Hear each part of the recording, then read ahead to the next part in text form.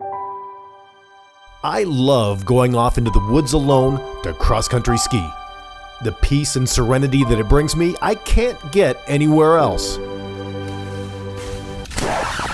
That is until I get snow stuck to the bottom of my ski, and now I'm having a bad day. But wait, isn't snow basically ice? And ice is supposed to be slippery, and the ski's supposed to be slippery, so I'm confused. But thankfully, with little that I know, I get to talk to people that know a lot more than I do. My name is Mike Schindler, and I'm one of the owners here at Sunnyside Sports. Snow stuck to the bottom of the skis is a bummer for sure. You know, there's a couple causes of it, but in essence what it is it's snow crystals not coming out of the ski base, getting stuck into the ski base, and then just like a snowball, once it happens a little bit, then it's kind of this runaway train. There's always ways around it, so it doesn't have to happen, so that's the good thing. Thankfully, I've learned to keep a bottle of liquid wax and even a chunk of solid wax in my backpack to help keep a great day from turning into a multi-hour slog out in the woods.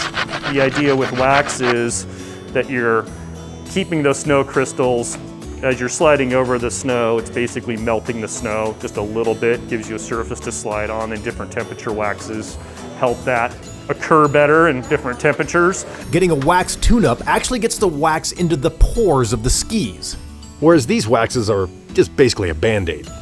It really is just more of a, kind of think of it just more of as a lubricant, because it's not going into the base itself. It's just keeping those snow crystals from being able to attach physically to the pattern of the ski. Now, the kind of skis I have a fish scale pattern on the bottom in order to add grip.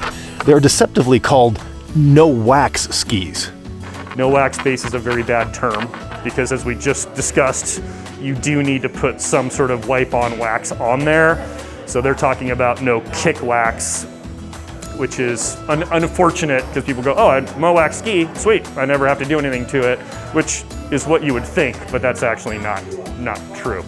For all you downhill aficionados, you know how temperature can adversely affect your day on the hill, especially on those early winter and spring-like conditions like what we've been having lately.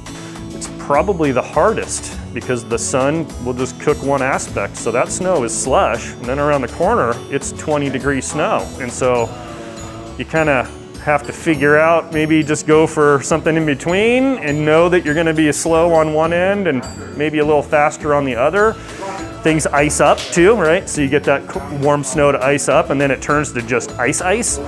Thankfully, there are some new technologies coming out that are helping make your day in the snow a bit more consistent. There's some really great spray-on waxes now that you just brush off, which are very much easier to use. You're not ironing or having necessarily a bunch of specific equipment. So I'm actually probably the most excited about some of that new stuff that's making things easier rather than making them more complex.